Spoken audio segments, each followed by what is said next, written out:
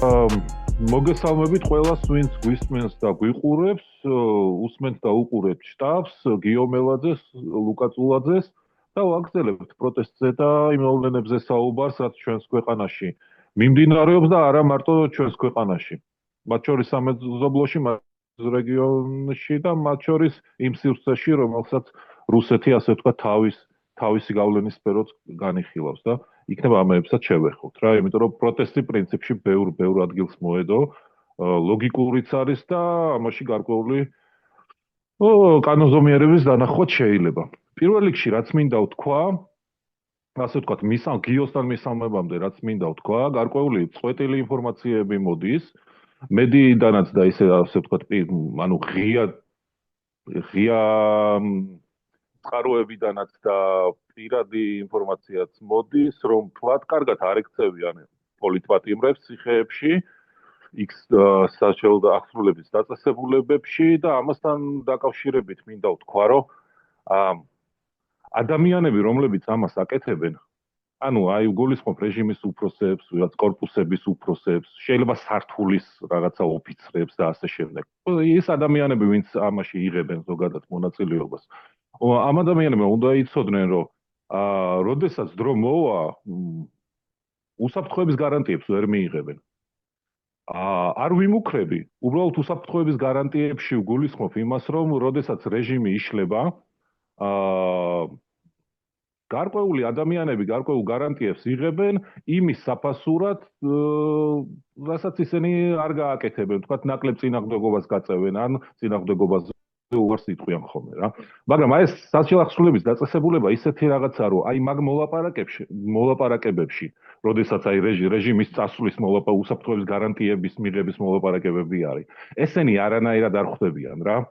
ხო და ჩემი აზრით ფრთხილად უნდა იყვნენ. ეს ყველაფერი კიდევ დამოკიდებული იქნება იმ ადამიანებზე, რომლებიც იმ ციხეებს ადრე თუ გვიან დატოვებენ და მოყვებიან სხვადასხვა ისტორიებს და მათ შორის შეიძლება ზოგიერთ ადამიანზე თქვან, რომ არა, ეს ადამიანი უფრო ადამიანურად იქცეოდა, უფრო ნორმალურად იქცეოდა, კი გასაგები იყო რაღაც დავალება ქონდა, მაგრამ ცდილობდა, რომ გასაგები იქნება ესეთ შემთხვევაში, მაგრამ არის მეორე შემთხვევა, როდესაც ადამიანები იტყვიან, რომ ეს უბრალოდ მანიაკი იყო და რაღაცნაირად სპეციალურად სიამოვნებასაც კი იღებდა იმისგან, რომ ცუდად გვექცეოდა, საჭმელს არ გვაჭმევდა, წყალს არ გვაძლევდა, ჩვენს რაღაც ფიზიკურ ძალადობაში იღებდა მონაწილეობას რა. ეს არის. უსაფრთხოების გარანტიებს ეს ადამიანები ვერ მიიღებენ, თუ ეს ამბები დადასტურდა, რომ მათ ცუდად ექცევიან ჩვენს, ასე ვთქვათ, პოლიტპატიმრებს ცუდად ექცევიან ციხეებში რა. ამას ეხლა წინასწარ ვამბობ. ბოდიში, ერთს დავამატებ. კი, მოგესალმებით ლუკა და ერთს დავამატებ, რომ ახლა შემოვიდა ინფორმაცია, რომ საშინლად არის ნაწამები ერთი პატიმარი, რომელიც აღმოჩნდა, რომ 7 დღე ჩუმად გადაყვანილია საავადმყოფოში, ისე რომ ოჯახს არ უთხრეს, არის დახრჩობის კვალი, არის თავში სერიოზული ტრავმები, რეალურად სიცოცხლისთვის იბრძვის ეს ადამიანი, რაღაცა გადაუდებელ სამედიცინო დახმარებას კი არა, რაც ქვია იმას, რა ქვია, რეანიმაციულ განყოფილებაშია და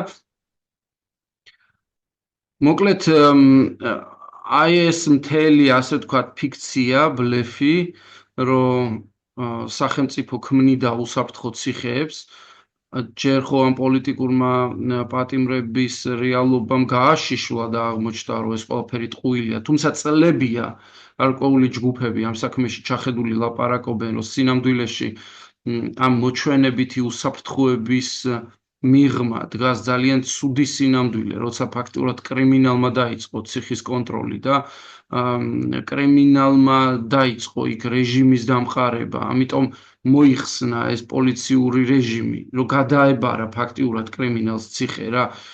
ეს ბლეფი, რომ იქ სიმშვიდეა, სინამდვილეში კრიმინალური სიმშვიდეა და ეგ არის რა, ვისაც კრიმინალი ჩათვლის. საჭიროდ იმას გაუსწორდება და თან გაუსწორდება ისე, რომ შეიძლება ხმაც არ გამოვიდეს გარეთ იმ პირობებში, როცა არც პოლიციას არ აწყობს, რომ ხმა გავიდეს გარეთ რა, არც ციხის ადმინისტრაციას არ აწყობს ხმის გასვლა და ის კრიმინალის თავის მხრივ შეეცდება, რომ ხმა არ გავიდეს, ხო? იმიტომ რომ როგორ გამოდიოდა ინფორმაცია შეიძლება ეგ იყოს, უბრალოდ ხმა არ გამოდიოდეს და ეგ სიმშვიდე. ხო, ხმა არ გამოდიოდეს, იმიტომ რომ ადრე როგორ გამოდიოდა ხმა რა, ანუ კრიმინალი თვითონ ცდილობდა ხმის გამოტანას, ხო, განცხადებებს წერდნენ, რაღაცა მიმართვები ომბუდსმენთან და მთელი ამბები, ხო? აი მაგ სისტემას თუ მოხსნი, ვერც ვერასდროს ვერაფერს ვერ გაიგებ რა. ამიტომ აი ახლა ამ ყველაფერსაც ფარდა ეხადა და ჩვენ ნახეთ რამდენიმე პოლიტიკური პატიმარი, რომელსაც ზოგს საკვებს არ აძლევდნენ, ზოგს შეურაცხყოფას აყენებდნენ, ზოგის საკრედიტო ბარათს იყენებდნენ უკანონოდ ციხეში ყოფნის დროს, პირობები როგორ პირობებში ყავდათ დატყვევილი, ანუ ეს ყველაფერი უკვე ძალიან ესე ბინძურად გადმოიღვარა რა, რაც მართალი გითხრათ, ჩემთვის სისტემის კრიზისის ნიშანი უფროა, ვიდრე სისტემის სიძლიერის ნიშანი. ანუ ამ სისტემას მოეშალა კონტროლის ყველანაირი მექანიზმი, ანუ აი სამართლებრივი ჩარჩოები მოშლილი აქვს და ფაქტიურად უკვე მიშვებულია თვით დინებაზე ყველა პროცესი, ყველა მიმართულებით რა და ეს აი დადასტურება და მე გეთანხმები, რომ ამ ყველაფერს აქვს თავისი ამ ყველაფერს უყურებს თავისი თვალი, არსებობს ადგილი, სადაც ეს ინფორმაცია თავს იყრის და რაღაცა დროს ამაზე პასუხი მოეთხოვება ამ ყველა საქმეებში გარეულ ხალხს და ამას პირველ რიგში მოთხოვს ახალი პოლიტიკური სისტემა და ახალი პოლიტიკური რეალობა. აუცილებლად გეთანხმები. გადავიდეთ შემდეგ თემაზე. გიო, გაჩნდა იდეები სხვადასხვა ინსტიტუტის თუ ასე ვთქვათ დამაკავშირებელი ლოჯისტიკურ ხაზებს ვეძახი ამას ოცნების ლოჯისტიკურ ხაზებს ვეძახი იგივე რუსეთთან დამაკავშირებელ მაგისტრალს თუ რკინიგზას თუ პორტებს თუ ინსტიტუტები მეორე მხარეს რო დავაჯგუფოთ ისეთები როგორც არის პროკურატურა, სასამართლო, საჯარო რეესტრი, მერია და ასე შემდეგ. გადაკეტვის ბლოკირების და ასე შემდეგ, ოღონდ ჯერ სიმბოლურს ვეძახი იმას, რომ ვთქვათ 24 საათით, ან 6 საათით, ან 12 საათით, გარკვეული დროით, ასე ვთქვათ, და ამითი ნიშნის მიცემას, რომ ჩვენ აი ასეთ ესკალაციაზე შეგვიძლია წამოსვლა და მზად ვართ ამისთვის, არ გვეშინია თქვენი და მოდით გავზარდოთ მაშინ ფსონები. თუ თქვენ უკან არიხევთ, ასე ვთქვათ, მოდით გავზარდოთ მაშინ ფსონები და ჩვენ ამაზე მოვდივართ. ორი იდეა იყო, ერთ-ერთი იყო, რომ აი პროკურატურა, ასე ვთქვათ, თბილისის შემოსასვლელთან გადაკეტვა და მეორე იდეა იყო რუსეთთან დამაკავშირებელი გზატკეცილის ასევე გარკვეული დროით დაკეტვა. მე ორივე იდეას ვემხრობი. უბრალოდ თუ დავაჯგუფებთ აი ამ ასე ვთქვათ, თუ დავაჯგუფებთ ლოჯისტიკურ ხაზებს და ინსტიტუტებს, რომლებიც ასევე პრაქტიკულთან ერთად სიმბოლური რაღაც დანიშნულების მატარებლებიც არიან, სირთულის მიხედვით ალბათ აი ეს ლოჯისტიკური ხაზები უფრო მაღალ სირთულის და ასე ვთქვათ საფრთხის შემცველობის მიხედვით ცოტა უფრო მაღალ საფეხურზე დგას ჩემთვის. ზოგადად აი ამ ბლოკირების მცდელობები იყო ხოლმე, მაგრამ არ იყო ბევრი წარმატებული, ასე ვთქვათ, აი ბოლო პერიოდში საქართველოში და არ ვიცი, აი ხა ფიქრობ ზოგადად რომელი მიმართულების არჩევა ზოგადად აი რავი, ჩვენთვის რო ვიფიქროთ, ჯობია იმ კუთხით, რომ თქვათ, აი გარკვეულ წარმატებასაც მიაღწიო იმისთვის, რომ შემდეგ ეტაპზეც გადახვიდე, როცა საჭირო იქნება და უფრო გაზარდო ფსონი და თქვათ, უფრო დაემუქრო მოწინააღმდეგეს გარკვეული, ასე ვთქვათ, ესკალაციაზე წასვლის მზადყოფნის გამოხატულებით რა. რავი. რა ვიცი, მე მართალი გითხრა, მეც ძალიან მომეწონა, როცა ვნახე, რომ უკვე დისკუსიები დაიწყო ამ თემაზე. მე ვემხრობი მართალი გითხრა უფრო და სულ ამას ვემხრობი, ეს არის პროკურატურის შენობის როლის გამოკვეთა. ანუ კარგად უნდა გვესმოდეს რა, რომ დასანგრევია ეს ბარიერები, დისტანცია სახელმწიფო ინსტიტუტებსა და საზოგადოებას შორის. ეს საფრთხობელები, რომელსაც საბჭოთა ტოტალიტარული სისტემა ქმნიდა, ეს საფრთხობელები, რომელიც ჩვენ მშობლებს აშინებდათ და რაღაცა ჩვენც რაღაც ინერციით გადმოყვა ჩვენ თაობას, ხო, ეს მემკვიდრეობა, რომ ვაიმე თითი არ დაადოთ, ხელი დაგეწვება რა, ანუ აი რაღაცა ეს პროკურატურის და ეს რაღაც აი ეს ჩამონგრეულია რეალობაში ყველაფერი, აი ყველას ფეხებზე კიდია შენი პროკურორიც, რა ვიცი, თუ ის ადამიანი არ არის, დღეს ეს გამოჩნდა, იმიტომ რომ აი ვიღაც ტიპები არიან, რომელსაც სახე აქვთ დაკარგული და იმათ არანაირი პატივისცემა და არიან ტიპები, ხო, ვინც თავის საქმეს ასრულებენ და ისიც ჩანს საზოგადოებაში მათ მიმართ დამოკიდებულება როგორია რა და მე მგონი ეს ძალიან მნიშვნელოვანია რომ ზოგადად ეს ინდივიდუალიზებული პასუხისგებლობის იდეა საზოგადოებაში იყოს და მედიაც ამას რაღაცნაირად ხარს უჭერდეს რა რომ აი მე მომეწონა მაგალითად ეხლა გამოქვეყნდა უკვე ფოტოებით და სახელებით პოლიციელები, გამომძიებლები, ვინც უკანონო ცრუმოწმეებად გამოდიან და აყალბებენ საქმეებს, მოსამართლეები, რომელიც სისხლის სამართლის წესით სჯიან აქტივისტებს და აი ზოგადად თქვა, ყველა მოსამართლეს კი აღარ აგინებ, აი ზუსტად იცი, რომ აი ესენი არიან ცუდი ტიპები რა და ეს ზუსტად უნდა გაასხვაოს, ხო? ვიღაცისგან, ვინც ცდილობს, რომ იმუშაოს და რა ვიცი ესე არ აფუჭებს, როგორც ესენი აფუჭებენ, ხო? და აი პროკურატურაშიც უნდა დაიწყოს ეს საუბარი რა. არ შეიძლება პროკურატურის სახე იყოს ესე ნიღაბს ამოფარებული.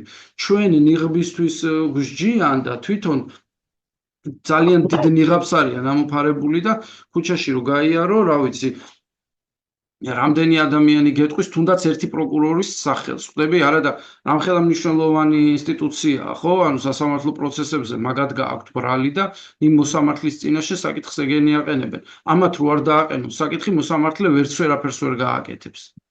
ეგენი ამზადებენ ყველაფერს. ესენი ამზადებენ საქმეს, პასუხისმგებლები ეგენი არიან და შეიძლება სახელების საერთოდ არ იცოდე. ამიტომ მნიშვნელოვანია რომ გამოქვეყნდეს ამ ხალხის სახელებიც, გამჭვირვალე გახდნენ ეს ყველაფერი. ხა მე მაგალითად არ მოვიწყდება გიორგი ახობაძის სიტყვა. არასდროს არ დამოვიწყდება რა. მე მგონია რომ ამ ადამიანმა, მე არ ვიცი ამ ადამიანმა ეს საიდან მოიტანა, კიდე ერთხელ ვამბობ ამაზე დავწერე კიდეც რომ აი საიდან მოიტანა ეს ძალა, საიდან მოძებნა თავის თავში, რომ ადამიანი, რომელიც დედას უვლიდა, თვითონ არის ექიმი, დააპატიმრეს, იმიტომ რომ რაღაცა ნარკოტიკული საშუალება აღმოუჩინეს ჯიბეში, მოხმარების მიზნით, ამის გამო ჩასვეს ციხეში, ამ ციხეში ჯდომისას დედას ყურადღება ვეღარ მიაქცია და შესაბამისად დამძიმდა ამ ადამიანის მდგომარეობა, მერე თვითონ კარგად ახსნა ეს პროცესზე რა, იმიტომ რომ თვითონ რეანიმატოლოგია და რას ნიშნავდა, როცა მარტო ურთიერთობდა პაციენტთან და რას ნიშნავდა, როცა უკვე 5 სხვადასხვა ექიმა დაიწყო მორიგეობით.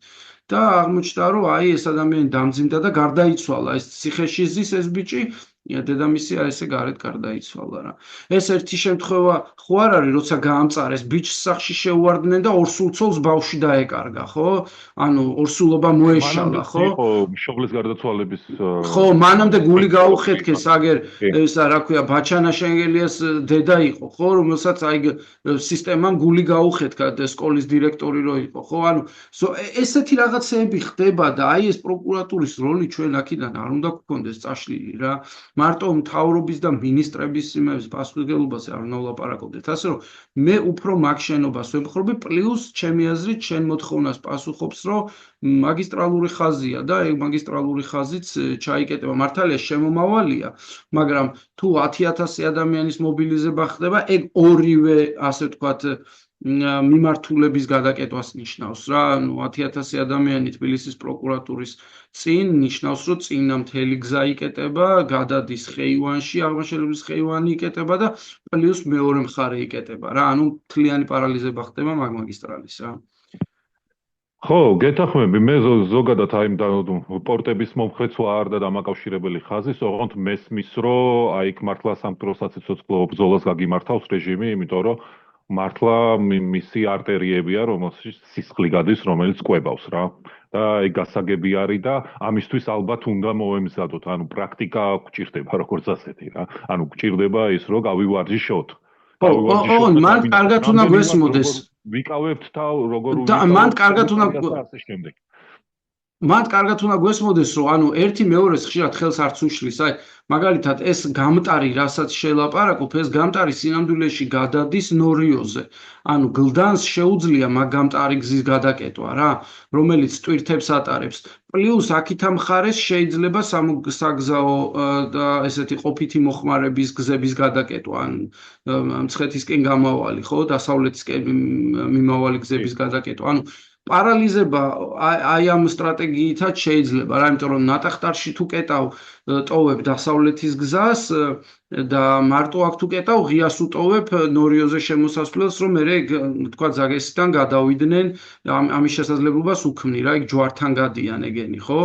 ავჭალაზე გადიან მე მგონი და მე რაღაცნაირად ესე აგრძელებენ ამ ტრასაზე რა, ასე რომ გლდანს შეუძლია კონკრეტულად რუსეთთან დამაკავშირებელი. გლდანს შეუძლია ციხეებთან გადაკეტოს რუსეთთან დამაკავშირებელი ტვირთები და დამთავრდა. კი ბატონო, და არის კიდევ რკინიგზა. რკინიგზის იდეა მომწონს იქედან გამომდინარე, რომ რკინიგზა არის გრძელი, გადის მთელს ქვეყანაზე და რამდენიმე წერტილი შეიძლება აერჩიოთ, კერძო ინიციატივაც შეიძლება იყოს უბრალოდ რაღაცა ჯგუფის და ადამიანის, მათ შორის და წინასწარ არ იყოს განსაკუთრებით აი გაპიარებული და დაგეგმილი ზოგიერთი წერტილი და ამ ბევრ წერტილს შორის ერთმა მაინც თუ მიაღწია წარმატებას,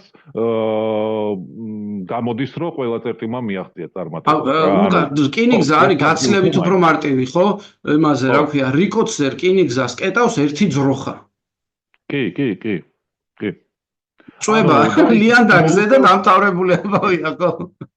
აი დაახლოებით ისეთი ჯაჭვი რო წარმოვიდგინოთ, აი გაფიცვას რო ეძახდით, მაგრამ შენ თქვა და მე შევთანხმდით სოლიდარობის აქტი რო დავარქვით, ხო? აი რაღაცა რკინიგზა მიდის და ყველა თავის ადგილზე, თავის საცხოვრებელი თუ სამუშაო ადგილის წინ გამოდის და ამას აკეთებს რა. ოღონდ აქაც გარკვეული უსაფრთხოების ნორმები არის დასაცავი, იმატარებლებმა უნდა იცოდნენ, ალბათ თუ გზაში არიან რაღაცა 5 კილომეტრში გადაკეტილი იქნება და ასე შემდეგ.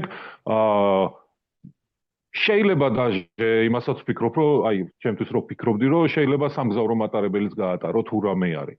აი უბრალოდ, იმიტომ რომ მაგ მთავარი არის ტვირთი, მაგ მთავარი არის რეჟიმის სისხლი არის ტვირთის. მათ შორის სანქცირებული ტვირთი, რომელიც მიდის და მოდის რუსეთისთვის და ფულს ტოვებს, იმიტომ რომ კონტრაბანდა არის და ბევრი ზემოდან ასე ვთქვათ დიდი ისადებს რა. ხო, პროკურატურაზე მინდა გიპასუხო, რომ პროკურატურის იდეას ვეთანხმები, ესენი თავარი სამჭედლო არის იდეაში რეჟიმისთვის ამ ბოროტების, ანუ საქმეები იბეჭდება მანდ, იჭედება მანდ და კომფორტულად არიან საკმაოდ. ანუ მოსამართლეებს ვაგინებთ რა, ესენი მანტიის არის ამოფარებული, ჩვენ აგრესია გარკვეული მიდის იმ მოსამართლეებისკენ, რომლებიც თავისთავად დამნაშავეები არიან, მაგრამ აი მართალი ხარ, პროკურორების სახელები არც ვიცით. ხანდახან, აი ვიცით მოსამართლე, მაგრამ სინამდვილეში ესენი აკონტროლებენ ყველაფერს. ანუ აი პროკურატურაში კონტროლდება ეგ ამბავი რა. ამიტომ მნიშვნელოვანია რომ აი ნაკლები ყურადღება არ დაუთმოთ მაგ ტიპებს. ეგრეა. კი. ეხლა რა არის, იცი, ამ ყველაფერთან პარალელურად ძალიან მნიშვნელოვანი რაღაცა მოხდა ჩემი აზრით გუშინ, ეს იყო იგივე ხაზარაძის ინტერვიუ გრიგოლიას ეთერში. მე არ ვიცი ეს რა იყო, ეს ჩემი აზრით უფრო წამოცდენა იყო, უფრო გულწრფელი ლაპარაკის გაგრძელება იყო, მე მგონი, იმიტომ რომ კარგად რო გაეაზრებინა, შეიძლება ხაზარაძეს ეგ არ ეთქვა, რაც თქვა, ანუ მან ფაქტიურად რა თქვა, რომ ის საზოგადოებისგან მიღებული მანდატით წავიდა ამერიკაში და იქ ილაპარაკა ბიზნესის დაცვაზე, ანუ რეალურად იმ კომპანიების დაცვაზე, იმ მსხვილი კომპანიების დაცვაზე, რომელიც დღეს საქართველოში ფინანსურ დიდ კაპიტალს ფლობენ და ძირითად საქმიანობას რაღაცნაირად აწარმოებენ, ბანკებია თუ რა ვიცი, სადაზღვევოები თუ სხვადასხვა ესეთი არ ვიცი, რაღაცა ტიპის ეს ნავთობ გადამზიდავი და ასე შემდეგ კომპანიები, ანუ მან გამოიყენა საზოგადოებრივი მანდატი, მან გამოიყენა დემოკრატიული პროცესი, წავიდა იმ კომპანიების ხარდასაჭერად, რომელიც ამდენი წელია თავის საქმიანობას ეძახიან სახელმწიფოს სამსახურში დგომას, წლებია, ეს არ დაგვაუწყდეს. ანუ იმას რო კითხობ ხაკაძეს თუ ვიღაცას იქ ვინც ხედან ხოლმე ამ შეკრებებზე, ისინი თავის ცხოვრებას შენ ესე გაწვდიან, რომ ჩვენ ვემსახურებით სახელმწიფოს ინტერესებს. ანუ სინამდვილეში ეს ადამიანები ძალიან დიდ, უსინდისოდ დიდ ფულს თავის პირადი ჯიბისთვის ჭრიან. თავის ფინანსურ დანაკარგებს ინაზღაურებენ სახელმწიფოს ბიუჯეტიდან და იმ საქმიანობას მარტო იმიტომ ეწევიან მარტო თვითონ და არა სხვა, რომ კონკურენტი ჩაკეტილი ყავთ სახელმწიფოს გავლენით. ანუ შეუძლებელია მაგ ბაზრებზე შესვლა, რასაც ესენი აკეთებენ, აი იქ ვერ შეხვალ, იმიტომ რომ უბრალოდ კონკურენტი შემოვა მერე საგადასახადო ფინანსური ვიღაცა კიდე სუსი შემოვა, რაღაცას გიპოვნიან, მოკლედ დამთავრდება ეს ჩიტირეკიაობა რა და მან არავინ არ შედის საჭიდაოდ მაგ სფეროზე. ეგ ითვლება, რომ არის სახელმწიფოს კონტროლის ქვეშ ეს რაღაცა დიდი ბიზნესები და აი ეს ტიპები ამბობენ სახელმწიფოს საქმეს აკეთებენ. აი რასთან გვაქვს საქმე? ვის დასაცავად წავიდა ხაზარაძე? ოღონ არ დაგავიწყდეს, რომ რამდენიმე დღის წინ როდესაც ზურაბიშვილს ჰქონდა შეხვედრები ამერიკაში, ხო? ატლანტიკურმა საბჭომ გამოაქვეყნა ზურაბიშვილის ნალაპარაკები. ეს იყო 5 პუნქტი, რომელიც მათ გამოკვეთეს. აი ამაზე ილაპარაკა თქვენმა პრეზიდენტმაო ჩვენთან შეხვედრისასო რა. ამას მე გადავაწყდი შემთხვევით, იმიტომ რომ უბრალოდ Google-ში ვათვალიერებ ინფორმაციას და მე დავსვი კითხვა, რომ ანუ ხალხო, ვინმე მკითხეთ ამ ადამიანს, აი ამ 5 პუნქტში რატო არ არის სანქციებზე ლაპარაკი? ანუ ერთის მხრივ ჩვენ გვყავს აქტივისტური საზოგადოება და სამოქალაქო აქტიური ადამიანი მოქალაქეები, პლუს ოპოზიციური ტელევიზია, სადაც დღე და ღამე სანქციების თემა ტრიალებს. მეორეს მხრივ, ყველას კარგად გვესმის, რომ ეს სანქციები უკვე არის რადიკალური, ასე ვთქვათ, ეტაპი და ამ ეტაპამდე ამ კომპანიებმა, ამ ფულიანმა ტიპებმა არაფერი ქმედითი არ გააკეთეს, რომ საქართველოს დაეცვათ ავტორიტარიზმისგან. ანუ ფაქტობრივად ისინი ძალიან ტკბილად ცხოვრობდნენ და ასე გააგრძელებდნენ ცხოვრებას მომავალშიც, რომ არ ატეხილიყო საერთაშორისო სკანდალი.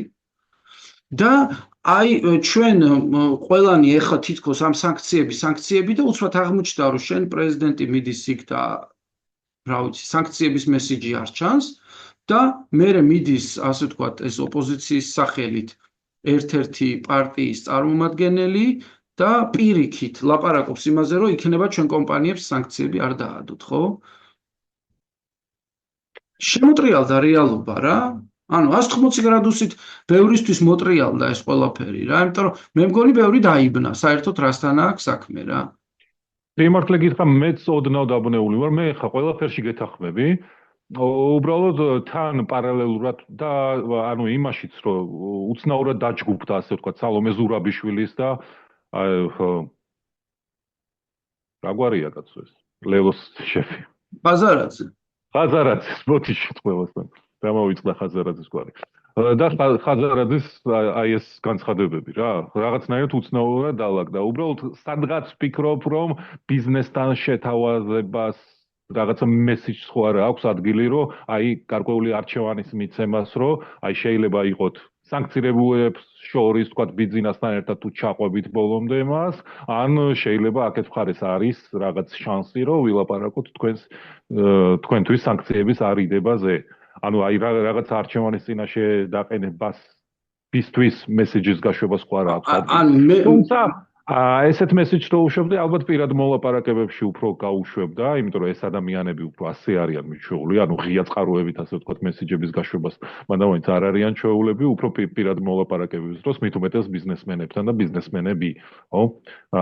ხო, და უფრო აი შენი ვერსია იკვეთება, მაგრამ იმედი მაქვს რომ რაღაცა ისიც არის. ხო და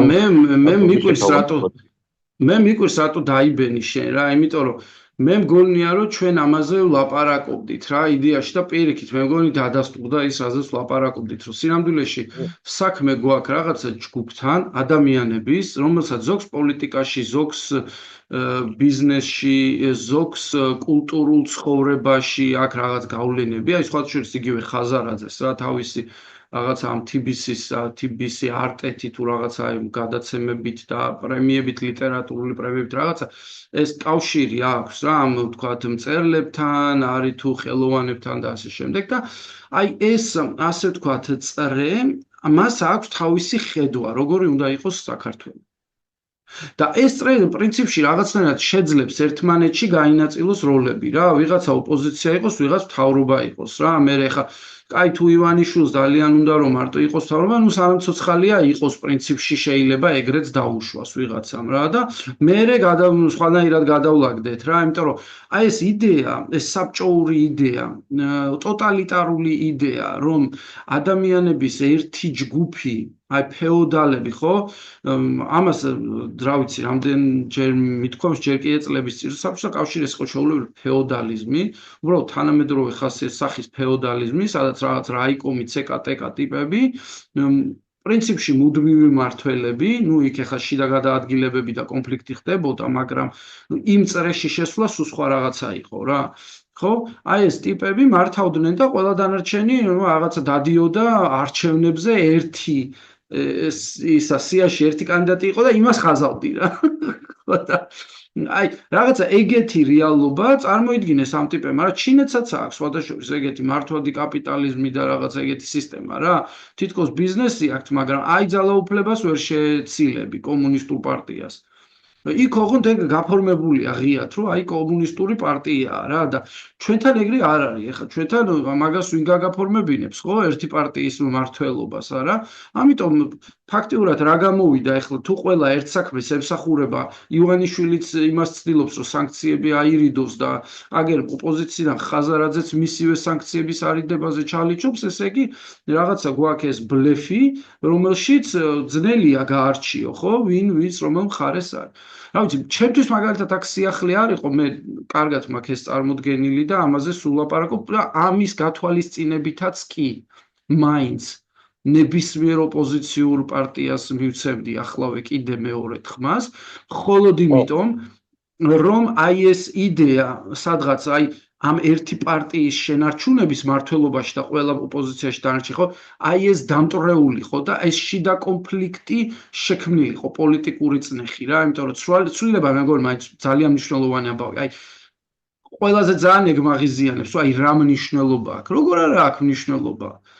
ანუ ოჯახშიც კი შეიძლება მნიშვნელობა კონდეს გადაწყვეტილების მიმღები ვინ არის რა მიუხედავად იმისა რომ ერთ ოჯახში არიან გადაწყვეტილებები მაინც სხვადასხვა შეიძლება გამოვიდეს როცა იცვლება თავრობა უნდა იცვლებოდეს ო აი მნიშვნელოვანი უნდა შეიცვალოს ან ერთია რომ 12 წელი და მერე 16 და მერე 20 და მერე 24 წელი მართავს და მეორეა რომ იცვლება ხო თუნდაც რაღაცნაირით რომელსაც მერე ხო და პროცესი მიდის ასე თუ ისე და სივრცე ჩდება ჩარევების ასე ვთქვათ სამოქალაქო ასე ვთქვათ დემოკრატიული ჩარევები კი, ამიტომ მიუხედავად იმისა, რომ ხაზარაძე დღეს დადის და კორუმპირებული ბიზნესის ინტერესი იცავს, ნუ მას თუ არა მოძებნიდი ოპოზიციაში პარტიას და იმას მივცემდი ხმას და სხვას თავისთვის მიეცა. მიუხედავად იმისა, რომ დარწმუნებული ვარ მეორე დღეს შეეცდება ის, რა ქვია, ახალი კოალიცია კიდე რაღაც გარიგებები დადონ, მათ შორის შეიძლება ამ ბიზნესების სანქციების მოხსნის თვალსაზრისით, ანუ ეგ ასე ვთქვათ მეწვრილმანი, მერკანტილური, თახსირი პროცესი, ვთქვათ ბინძური, ხო? ყოველთვის იქნება ნაწილი. ჯერჯერობით სამწუხაროდ ეგრეა, იმიტომ რომ ძალიან ბევრი გაუნათლებელი ადამიანია ქვეყანაში, რომელიც ამ ბიზნესებიდან ჭამს, ანუ აი პირდაპირ მნიშვნელობით ჭამს რა, ქაღალდი რომ ისწე იმასაც შეჭამს.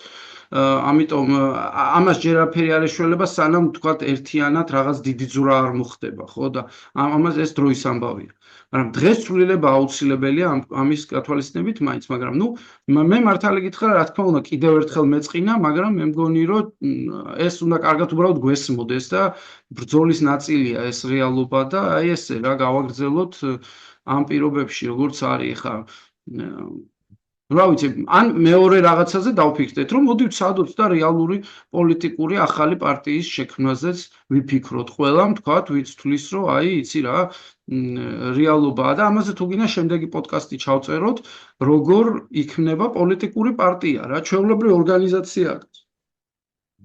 რაღაცა ის კი არ არის, რა ქვია, მოსერო ავიდან თაზე და ქვაზე ცეცხლით დაეწერა 10 წნება. არ არის საჭირო ეგეთი მისტიფიკაცია და რაღაცა ზებუნებრივი ძალების ჩარევა, ხო? ჩვეულებრივი რაღაცა ორგანიზაცია, რომელსაც თავის რაოდენობები აქვს გათვალისწინებული, თანამედროვე საპროტესტო საზოგადოება ამ რაოდენობებს პასუხობს და იქნება ვიფიქროთ იმაზე, რომ აი ერთი სამოქალაქო ალტერნატივაც შეიქმნას და ვისაც იმისთვის არ უნდა ხმის მიცემა, იმისთვის და იმისთვის მოდი რეალობა ვთქვათ. ყველა პარტიაში ხო მაინც 5 ადამიანს ვიცნობთ. გაცი გამოწი რა. ანუ პარტია გამოდის. ეგეც კარგი რიცხვია. შეიძლება 5-ს არ იცნობდე, ხო? შეიძლება 2-ს იცნობდე, 3-ს იცნობდე, ან 1-ს, რა ვიცი. ხო და 2-ს იცნობდე და იქიდან ხო და დღევანდელი მე გახდეს ისა სახალხო დამცველი ისეთი როგორც ხო მართალია. ხო და აი დღევანდელი სამოქალაქო პროტესტის ფარგლებში 5-იც არის და 10-იც არის, ვისაც საზოგადოება უკვე იცნობს რა და რატო არ შეიძლება რომ მათ კიდე შექმნან, ხო, რაღაცა ძალა, რომელიც არ იქნება აფილირებული არანაირ წარსულთან, არანაირ, რა ვიცი, აი ან ეპატაჟურ, ან კორუმპირებულ ცხოვრებასთან, ან იქნება რაღაცა უფრო მოწადინებული ამ კონკრეტულ პროტესტზე აღმოცენებული ძალა და შეეცდება რომ აი დაიწყოს აქედან ცარიელი ფურცლიდან რა. ყოველგვარი აი შენი სიყავი და ეს ის იყოს, რა ქვია, გარეშე, ხო? ერთადერთი პოლიტიკურ პარტიებთან ხოლმე მე ცოტა ისე უყურებ ახალ პოლიტიკურ პარტიებს, ადამიანებს, რომლებსაც ჯერ არ გამოუცდიათ გარკვეული ცდუნებები, როდესაც ხვდებიან აი და მაგ ბევრთან მომსვლია, ასე ვთქვათ, იმედგაცრუება გარკვეული რა. როდესაც გარკვეულ პოპულარობას პოულობ, როდესაც ხვდები რომ ვიღაცები გისმენენ, გარკვეული გავლენა თითქოს გაქვს, რაღაც პროცესებში მონაწილეობის მიღება შეგიძლია და აი მაგ დგება ძალიან დიდი ცნუნება, როგორც წესი რა და ბევრი ვერ უძლებს. ბევრი ისეთიც ვერ უძლებს, ვისაც აი ადამიანურად რაღაცა იმედს ამყარებდი, მაგრამ რაღაც მომენტი მოვიდა და ხო, ვეღარ გაუძლო რა. იქ მონაწილეობს გავლენების ამბავიც, ფულიც, რაღაცა მოლაპარაკებიც, ან ხშირად გამოუცდელობა. იმიტომ რომ აი რაღაც ინტრიგებში შედიხარ, რომელიც არ არის შენი, გამოცდილება არა გაქვს და მე იქ უბრალოდ აი ჭაობში ხარ და ეფლობი რა. ეფლობი და იფანტები და აღარ არსებობ რა. ხო? თუმცა შეიძლება ისეთი პროცესიც დაიწყოს, სადაც უარს იტყვი აი იმ ინტრიგებზე, იმიტომ რომ ის ინტრიგები ცეხავიკური მუშაობის წესი არის რა. როგორც ცეხავიკებმა იციან, ასე ვთქვათ, აი პოლიტიკოსებმა შიც დატოვა იმ საბჭოთა კავშირმა და რაღაც შემდეგმა პერიოდმა რაღაცნაირი ინტრიგების ესეთი გამოცდილება, რომელიც ჩვენ პოლიტიკა გონია და სინამდვილეში პოლიტიკა სხვანაირად შეიძლება იყოს. და ვთქვათ, იმაზე უარიც თქვა იმ რაღაცეებს, საერთოდ იმ თამაშის წესებზე რა. ეგ არ ვიცი, მე ვერ ვხედავ ვერანაირ, ასე ვთქვათ, შემაფერხებელს ახალი თაობისთვის, რომ სცადონ და საკუთარი განაცხადი გააკეთონ პოლიტიკაში, ახალი პოლიტიკური პარტიის შექმნით რა. ეს პარტია შეიძლება აღმოჩნდეს, ასე ვთქვათ, ძალიან ხანმოკლე როგორც ხანგრძლივობით რა, ხო? პირველივე არჩევნებზე მიიღოს მონაწილეობა და დაიშალოს როგორც პარტია ემაში პარლამენტში და ნუ მეტყვით ახლა რომ ძალიან არასერიოზული იქნება ეს ძალაუფლების შენარჩუნების თვალსაზრისით და ის კიდე რა ქვია არგუმენტები რომ აი მთავრობის სტაბილურობა და აი სტაბილურობის და აი ამ ეფემერული და ბლეფის გამოკიდებამ მოგცა ის რომ დღეს ფაქტიურად უკვე რუსული მთავრობა დაგვაჯდა თავზე, რომ მთლიანად რუსეთზე მიბული ეკონომიკა გვაქვს, რომ აი ამ კონსოლიდირებულ ცუდი კონსოლიდაციის პირობებში საქართველოს პოლიტიკით დაინტერესებულმა ადამიანებმა, ჯგუფებმა, ფინანსურმა თუ პოლიტიკურმა თავი აღმოყვეს ჩიხში, რეალურ ჩიხში, სადაც ქვეყანა არის დასანქცირებული, მისი მოსამართლეები დასანქცირებული არიან, მისი პოლიციელები დასანქცირებული არიან და მისი ბიზნესები და პოლიტიკოსებს ჩამოერთმევათ, ასე ვთქვათ, ევროპაში უვიზოთ სიარულის უფლება. ეს მგონი უკვე მიიღო ევროკავშირმა და დღეს საერთოდ ლაპარაკია უკვე ევროსაბჭოს საპარლამენტო ასამბლეაზე საქართველოსთვის წევრობის სტატუსის შეჩერებას. ანუ აი ამ ჩიხში შეათრია, რა ქვია, აი ამ თაობამ, ასე ვთქვათ, რომელიც დღეს პოლიტიკაშია და ბიზნესშია, ჩვენი ინსტიტუტები და საერთოდ ეს საზოგადოება რა. ხო და მოკლედ რაღაცა წუწუნი და პრეტენზიები და იქ რაღაცა ზედმეტი განსჯა იმაზე რომ აუ ეს როგორ შეიძლება ეხა რაღაცა შექმნა და რა ვიცი კიდე რა მოა ამ არაფერი არ დარწმუნებული ვარ გაცილებით უფრო მეტი მოტივირებული ეროვნულად განწყობილი სახელმწიფოებრივი ინტერესებით მოაზროვნე ადამიანი დღეს ყოველგვარი პარლამენტის და ყოველგვარი სტრუქტურების მიღმა ვიდრე ძალიან ბევრ ამ სტრუქტურებში რა ამიტომ შანსი შეიძლება ამ ხალხს მიეცეს ან მათ ეს შანსი მიეცემათ ესე რომ შექმნან პარტია ან უბრალოდ რასაც სულ ამბობთ პარტიები უნდა გაიხსნას და გახდეს უფრო მეტად დემოკრატიული და ეს ხალხი შევიდეს ამ პარტიებში მოიპოვოს იქ პოზიციები სიტყვის თქმის უფლება და ისე არა ფორმალურად რო ხარ გაფორმებული და რაღაცა შენი პარტიის ერთი ვიღაც ხელმძღვანელი სახში წამოკოტრიალებული რომ გიგზავნის გადაწყვეტილებებს მესიჯი რომ მოგდის ტელეფონში უნდა წაიკითხო და გაახმოვანო რა ასე რომ ახალი ტიპის პოლიტიკა რა აი ეს უკვე გუშინდელმა ინტერვიუმ ჩემთვის არა მარტო ჩემთვის არამედ ძალიან ბევრისთვის უკვე მეგონი ცხადი გახადა რომ ეს გააზრება მნიშვნელოვანი და საჭირო და დასაწყებია ეთანხმები და მგონი ამ ეტაპზე გვეწურება ეხლა დრო და უნდა გავიდე და შემოვიდე რაღაც ეგრე ჩან 38 წუთი. კარგი, ცოტა იქეთ მინდა რომ წავიდეთ. ასე ვთქვათ, რუსეთის, მაგრამ ამ შემთხვევაში ბიძინა ივანიშვილის შიშებისკენ მინდა რომ წავიდეთ რა ცოტა. რომელსაც პრინციპში კობახიძე აჟღერებს ხოლმე რა. აი ეს ნარინჯისფერი რევოლუციები ელანდებათ ყველგან. ელანდებათ და რაღაცა პროცესიც მიმდინარეობს აშკარად საქართველოს გარდა. ვთქვათ, იგივე აი სლოვაკეთში პროცესი მიდის და სერბეთში პროტესტმა შედეგიც გამოიღო და პრემიერ-მინისტრიც შეეწირა, ასე ვთქვათ, თანამდებობა შეეწირა ამ პროცესს და ვთქვათ, არჩევნები დაინიშნა და ხო, და მოკლედ პროცესი, ასე ვთქვათ, პროტესტი შემდეგ ეტაპზე გადავიდა. ეხლა ალბათ იქ არჩევნებზე კიდევ ერთი რაც გაბრძოლება იქნება საჭირო და ასე შემდეგ და სამტკიცებელი იქნება, მაგრამ აი აშკარაა, რომ პარალელური პროცესები მიდის, პარალელური პროტესტები მიდის საქართველოსთან ერთად. გარკვეულწილად აი ეს საბჭოთა კავშირის ბოლო პერიოდსაც მაგონებს, თან რაღაცით გავს და რაღაცით დაპირდაპირ არ გავს რა. ანუ აი არგუმენტები მე თვითონვე მაქვს, ანუ საწინააღმდეგოც და ამისკენაც ამის დადასტურებლად რა და აი ჯერ ბოლომდე ვერ გადამიწყვეტი, მაგრამ ფაქტი ეგ არის, რომ აი პროტესტები მიდის და რა ვიცი, ალბათ იგივე უნგრეთშიც, შენ თქვი რომ ცოტა სხვა кейსია უნგრეთი, მაგრამ უნგრეთშიც რაღაცას ველოდებით, ხო? სავარაუდოდ უნდა გააქტიურდეს იქაც ამბები.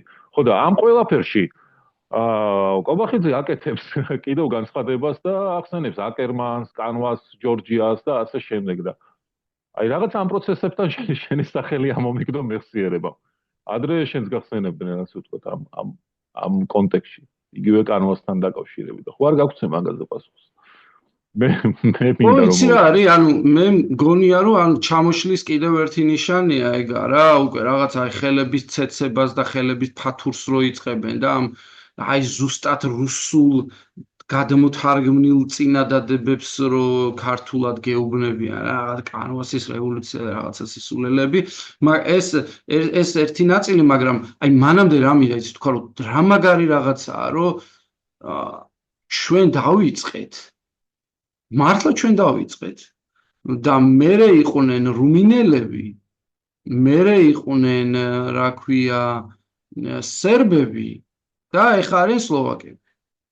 ეხლა თლათ იმას ვერ ვიტყვით, რომ აი ბოლო 10 წელეულში თუ გინდათ 15 წლის განმავლობაში ჩვენ რა დავიწყეთ, იმიტომ რომ რუმინეთს ჰქონდა დიდი გამოსვლები, არ დაგვაუწყდეს 10 წლის წინ ძალიან სერიოზული და იქ პოლიტიკური ცვლილებები მოყვა ამას და სხვათა შორის აი ეს შეკრებების მოხდა ცვლილებები კაცო, მოლდოვეთში მოხდა ცვლილებები. მოლდოვეთშიც იყო კაცო, ხო?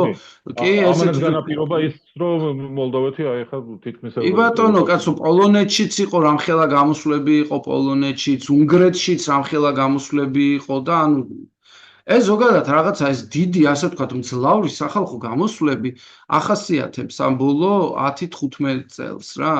მაგრამ ნუ ახლა ბოლო ერთი რუსეთის გარშემო, ასე ვთქვათ, კი, რუსეთის კი. გავლენის სფერო, საბჭოთა კავშირად რაც უნდა მოიაზრებოდეს, აი ეს ხო, კი. აი ეს სფერო. კი. და კი, ზუსტად იქ მანდ მიდის ეს პროცესი, დუღილი მიდის სერიოზული რა. ეხლა სხვადასხვა საფუძვლით, მაგრამ ჩვენ ვხედავთ, რომ საზოგადოება, ეს აქტიური სამოქალაქო საზოგადოება სერიოზულად არის ჩართული რა. პლიუს ამას ეხლა ოღონდ უკვე ბოლო 2-3 წელს თუ ავიღებთ, მაშინ ჩვენ ვართ ლიდერები ნახდათ რა, იმიტომ რომ 10% ქალაქის, კი არა, ქვეყნის მოსახლეობის 10% მე მგონი არც არ გამოსულა და ჩვენთან ეს მოხდა და ამან აჩვენა, ესე იგი რამხელა საზოგადოებრივის ახლა სამოქალაქო კულტურა რამხელაა რა, რომ ეს ყველაფერი მოხდა და განსხვავებით საფრანგეთის ამ ყვითელი ჟილეტებისგან, სადაც ნახევარი ქალაქი გადაწვეს მე მგონი რა, ანუ თბილისი არის იდეალურად წესრიგის დამცველი ქალაქი რა და იმ პირობებში როცა ამხელა თავდასხმა წამოვიდა პოლიციისგან, ამხელა ძალადობა წამოვიდა და ამ ყველაფრის გათვალისწინებით. ასე რომ კი, ეს ნამდვილად მე ძალიან მიხარია, რომ აი ამ ტალღაში, ასე ვთქვათ, ჩვენი წვლილი შევიტანეთ რა. ეხლა რაც შეეხება ხო, კიდევ რომ დაუბრუნდეთ ამ კანვასის რევოლუციებს, ხო, რომ საფრთხობელები ჭირდება, ხო? ანუ რაღაცა ეს წარმოიდგინე, რაზე დგას ეს რეჟიმი რა. ესე იგი, გოგო ყავთ ახალგაზრდა. ჩამოიყვანეს ამერიკიდან რაღაცა უნივერსიტეტში, დიუკის უნივერსიტეტში სწავლობდა კაცო, მე მგონი საერთოდ ის ძალიან ცნობილი უნივერსიტეტია რა. და ჩამოვიდა და იმაზე მასონები როგორ მართავენ მსოფლიოს, ამაზე ელაპარაკება უცხოელ ჟურნალისტს და ივანიშვილმა როგორ უნდა დაიცვას საქართველო აი ამ რაღაცა deep state-ებისგან და იმის. ეხლა აი მებს რომ ვიზა ის არ არის, კაცო, ლაშხი არ არის? თუ რა ეგა, ოკეი. აბა რა, იქ რომ დაჯდა იმას და აუ სუფთა როგორი ის ხონდა, იცი, აი ეგეთი რამე მინახავს რუსულ ეთერებში რა. აი ესე როს ხედან ხოლმე ძალიან სერიოზული სახეებით და აი სისულელეს რო გაწვებიან რა და გელაპარაკებიან. ეს მინახავს აი რუსებს უყვართ, გიждდებიან კონსპირაციებზე. რა ვიცი, მე მგონი არ მინდა ეხლა რუსებს რამის შექმნა დავაბრალო რა, მაგრამ შეიძლება ეს კონსპირაციები ნახდათ მაგათი შექმნილი იყოს რა. ისე უყვართ, გამიგე და სახელმწიფო დონეზე აყვანა და სახელმწიფო დონეზე და ხევა მაგათია, კი. ხო, შეიძლება ჩრდილო კორეაშიც რაღაცა იყოს ეგეთი მსგავსი, მაგრამ ნუ არა, კაცო, ისტორიულად ჩრდილო კორეაში არ არსებობს ეგეთი რამე. მაგის ყოველ შემთხვევაში ჩვენ ენები რაც არის ეხლა ევროპულ ენებზე ეგეთ რამეს ვერ წაიკითხავ, რომ ჩრდილო კორეა რა იყო ეხლა კომუნისტების რაღაცაა, ხო? მანამდე კიდე იქ მე არ ვიცი აშეთქმულების თეორიები ქონდათ ჩინელებს და იმათ რა ქვია, იაპონელებს, მაგრამ აი აქ რასაც უყურებთ, ესე იგი ამ ჩვენ სივრცეში, უფრო აი დასავლური ევროპულ სივრცეში, სადაც რუსები მონაწილეობდნენ, კაცო, არ დაგვავიწყდეს გეუბნები გერმანელი იმას რა ქვია, ის რომ ნახო 7 წლიანი ომი რო ნახო რუსეთის სახელით სულ გერმანელი პრინცები იბრძოდა. ეგეთი რაღაცა იყო რა, მაგათი რეალობა და თუნდაც მერე გადმოდი მე-19 საუკუნეში, თუნდაც ნაპოლეონის ომებში ნახე, ახე რამდენი ფრანგი და გერმანელი ოფიცერი ყავთ თავის იმაში. ხო და აი ეგ ამათი იმპერია იყო, მაშინ ჯერ კი იყო რეალური ამათი მოგონილია ეგ არის. ხო, ამათი მოგონილია კაცო ეგ ისა. მე მგონი ეს შეთქმულების თეორიები. ხო და რა თქმა უნდა, მაგათ ჭირდებათ ამ შეთქმულების თეორიებისთვის წყლის დასხმა, ხო, პერიოდულად. ხან იმ გარდაცვლილ იმას დაძდევენ აკერმანს, ხან ამ რაღაცა მითიურად ქცეულ რაღაცა კანვასს დაძდევენ, რომელიც აი რაღაცას ხო უნდა გამოეკიდონ, ხო? და ეს მაგას ნიშნავს, რომ იდეა გამოცლილი აქვთ. ვერაფერს ვეღარ იგონებენ და მიდიან უკვე მერე გვეტყვიან, რომ ეს არის სხვა შორის რა ვიცი, ცოტა ჩემ დასასრიცხლოთ, მაგრამ ერთ პერიოდი ჩაუჯექი ამ რუსულ იმეებს, რა ქვია, კონსპირაციებს, რომ გამეგო რაზე ლაპარაკობენ. გეუბნები იმდენი სიგიჟე, აი ბოლოს შეიძლება თქვან, რომ რეპტილიები არიან ადამიანის ტყავში გადაცმული და მართავენ ჩვენ ტვინებს. გამიგე? რამე ეგეც გეტყვია. ხა და სერიოზულად ლაპარაკობენ მაგაზეაც. ხო და მე მოგივა ეს რა ქვია. რეპტილია არის ზოგადად. მე რეპტილიას ვადარებ ბიძინა ივანიშვილს ისე. ეგრე მეც ვადარებ ხოლმე, იმიტომ რომ სულ ესე მგონია, რომ რაღაცა ნიანგი რო წევს და ემოცია რო არა აქვს სახეს და მე პირს რო კეტავს საჭმელი თუ გაეჩიტა. ხო, აი ეგეთია მეთქი რა, მეტი მაგას არა აქვს თქო რა, ემოციური ფონი. ხო და ხო ეგ სხვა ამბავია, მაგრამ ნუ მე ბუნებრივი მგონია, რომ ამ კანვასზე ყველაფერი ატყდა. ეხლა ამაზე არაერთხელ რამდენი ერთი წლის წინ რამდენს ვლაპარაკობთ ამაზე და თვითონ მე მგონი საზოგადოების დიდმა ნაწილმა კარგად იცის, რომ ერთი ჩვეულებრივი ორგანიზაციაა, რომელიც უბრალოდ სამოქალაქო აქტივიზმს ასწავლის რა და რუსულმა პროპაგანდამ, ასე ვთქვათ, ეს აქცია, ეს ორგანიზაცია რაღაც მათ რა სანიშნეთ, რომელიც შეიძლება რომ პერიოდულად წითელი დროშასავით აფრიალონ და სცადონ რომ სამოქალაქო საზოგადოებას შეუტიონ და იმ ადგილებში და იმ ქვეყნებში, სადაც ეს ხდება, ზუსტად უნდა იცოდე, რომ იქ დაიწყო ავტორიტარული მმართველობის ჩამოყალიბება. ანუ სადაც კი ვიღაცა დაიწყებს, რომ კანვასი რაღაცას აწყობს, იცოდე, რომ ეგ არის რუსეთი, ირანი რა, ანუ მაგ კლუბში გადავიდა რა. ამიტომ კობახიძემ კიდევ ერთხელ დაადასტურა ის, რასაც ამერიკის სენატში ლაპარაკობდნენ ამ რამდენიმე დღის წინაც, მათ შორის ინაუგურაციის დღეებშიც, რომ საქართველოს ეწერება ამ ჩინურ, რუსულ, ირანულ კლუბში და რომ დასავლეთმა ეს ადგილი არ უნდა დაუთმოს ამ ტოტალიტარულ რეჟიმებს და უნდა დაიცვას ადამიანები ამ სივრცეში. სხვათა შორის დღეს უსმენდი ევროკავშირის ელჩს საქართველოში და ის ამ მესიჯს ძალიან კაფიოდ ამბობდა, რომ შეიზღუდება მთავრობის პრივილეგირებული ჯგუფი ევროკავშირში სტუმრობისგან და ეს არ შეეხება ადამიანებს. ანუ ევროკავშირი შეეცდება, რომ ადამიანებსა და ამ პრივილეგირებულ ჯგუფს შორის ხაზი გაავლოს და ეს ხაზი შეინარჩუნოს და ეს უნიკალური მოვლენაა, როგორც მოვლენა რა თავისთავად რაღაც ამ საერთაშორისო ურთიერთობებში, სხვათა შორის ადრე მქონდა ამაზე ლაპარაკი ძალიან კარგ მცოდნესთან ამ საქმის და თქვა, რომ ესეთი განცხადებებიო, სადაც საზოგადოებას და სახელმწიფო ინსტიტუტებს მიჯნავენო, ეს რაღაცა სიახლეაო და მოკლედ ამ სიახლეშიც უგვიწევს ჩვენ ცხოვრება და ამ ყველაფერის გააზრებაც რა. ჩემი მხრიდან დავამატებ ერთ რაღაცას, მე რა ვიცი, კობახიძის ადგილას კაკრას აკერმანს სანთელს დაუნთებდი, იმიტომ რომ აკერმანის და ეგეთი ადამიანების დამსახურება არის, რომ რეჟიმების გარკვეული ნაწილი მშვიდობიანად და მშვიდობიანი, ასე ვთქვათ, გადასვლებით მიდის და ასე ვთქვათ, ქვევით არ უჩეჩქვავენ გამწარებული ადამიანები თავებს ერთმანეთს, როცა ხელისუფლება იცვლება რა, ხელისუფლებებს უბრალოდ და კადაფივით არ ექცევიან ყველას რა და მათ შორის ასეთი ადამიანების დამსახურება არის და მათ შორის აქტივიზმის და იმისი, რომ აქტივისტურ მხარეს მეტი პასუხისმგებლობა აქვს იმიტომ რომ იციან რომ ქვეყანა თავისუფლდება და ქვეყანა ესეო საჭიროა და არ უნდა დავანგრიოთ და ასე ვთქვათ და მოვშალოთ ყველაფერი რა და იგივე ანუ რაც უფრო მეტ ასე ვთქვათ ძალადობისგან ზედმეტი ძალადობისგან თავი უნდა შევიკავოთ მიუხედავად იმისა რომ ბევრს შეიძლება გვეგონოს რომ იმსახურებენ კიდეც რა და ხო მაგრამ ასე ვთქვათ ქვებით არ გაუჩეჩქოთ ვიღაცებს თავები და მშვიდობიანად წასვლის უფლება მივცეთ მათ შორის აკერმანის და მისნაირი ადამიანების დამსახურებაც არის რომ აი ეს იდეა მშვიდობიანი ცვლილებების იდეის გავრცელებას დედამიწაზე ხელი შეუწყოს რა ხო ხო აი სხვათა შორის თუ ნახავ წინააღმდეგობას ამ იდეების მიმართ ხო ის მოდის ორი ფლანგიდან რა ერთი მოდის ამ ტოტალიტარული რეჟიმებისგან რომლებიც აი ამას წარმოადგენენ ასე ვთქვათ საფრთხობელად და მერე ცდილობენ რომ გაანადგურონ ყველა ჯგუფი რომელიც პროტესტის იდეასთან ახლოს მისვლას ცდილობს და მეორე არიან რადიკალური ჯგუფები და სხვათა შორის ძალიან მალევე რაც აი ამ ჯინ შარპის იდეა მერე სადღაც 60-იანი წლებიდან მოყოლებული ეს არაძალადობრივი კამპანიების იდეა ხო და ეფექტურობის იდეა და ჯინ შარპს რატო არ ერჩიან არიციან მაგდენი არ წაუკითხავთ გერმანი და ჯინ შარპს რატო არ ერჩიან მაგდენი არ წაუკითხავთ ხო მართლა ხო და ხო არა სიღრმეებში არ ჩასულან აი ეს ტვიტერი აქ ნანახი და ტვიტერის თემაზე მიდის კომენტირება რა ხო და ნუ ეგრევე გაჩნდა მეორე ფლანგი წინააღმდეგოს ეს იყო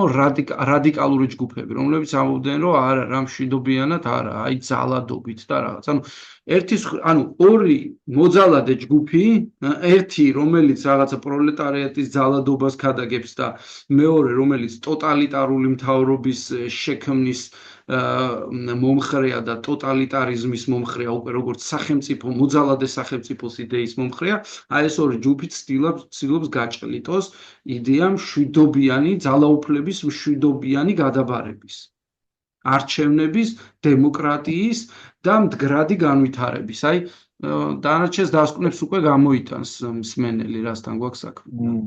იცი რა არის მაგის არგუმენტი, მე ადრე თქვი კიდეც ერთ-ერთ ჩვენ ლაპარაკის დროს რა, რომ არგუმენტი ის იყო, რომ პრინციპში მშვიდობიანი რევოლუციების, აი ცვლილებების, არა რევოლუციების, არამედ უბრალოდ ცვლილებების, მათ შორის რევოლუციების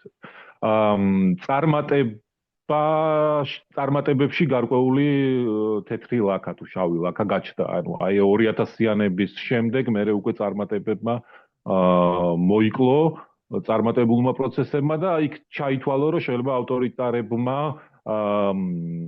შექმნეს რაღაც სისტემა, რითიც აი მშვიდობიან ცვლილებებს ხელს უშლიან. და ამ დროს აი ამ მომენტში ქონდა მაიდანის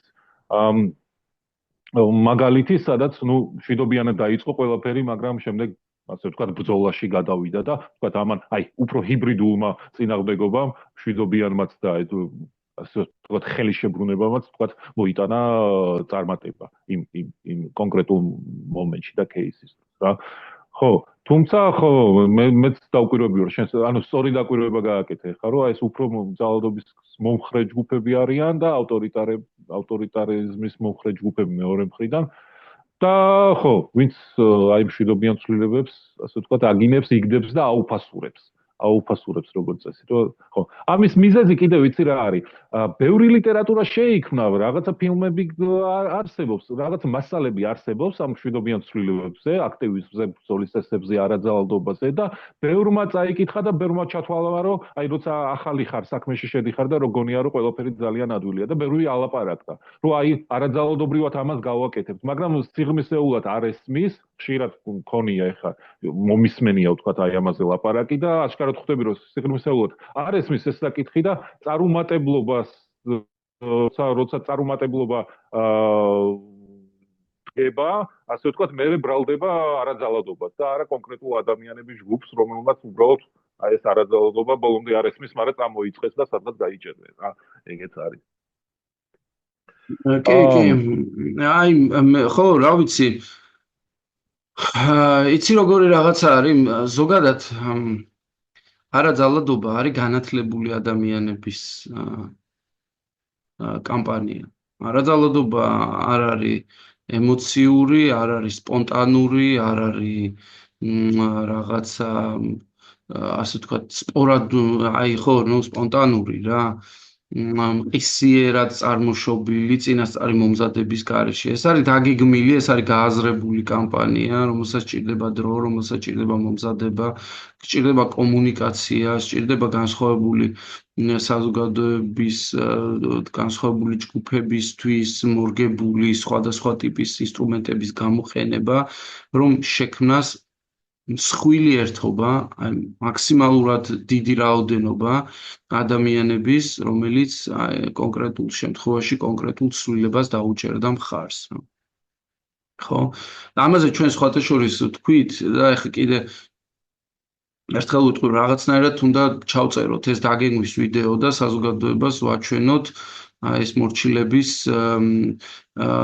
გრაფა და როგორ